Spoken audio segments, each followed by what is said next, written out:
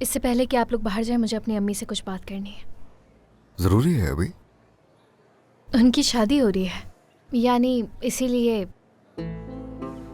कुछ बात करना चाहती हूँ उनसे इस मौके पर। उम्मीद है आपको बुरा नहीं लगेगा। समझता हूँ, मैं समझता हूँ, बिल्कुल बिल्कुल बिल्कुल। बहुत हसीन लग रही हो वैसे। बहुत शुक्रिया।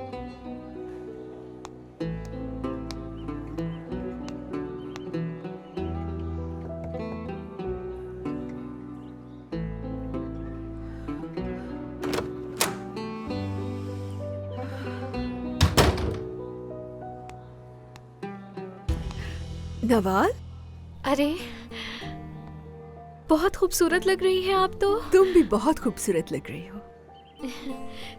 सब मुझसे कहते हैं कि मैं आप जैसे दिखती हूँ, है ना? हाँ। और अगर वाकई ऐसा है तो मैं तो बहुत खुशकिस्मत हूँ। वाकई में। यहाँ आओ मेरी प्यारी बेटी। काश के अनम भी होती यहाँ। तो उसे कॉल करो ना बेटा, बुला लो। बहुत दफा ट्राई किया, लेकिन वो कॉल रिसीव नहीं कर रही मेरी।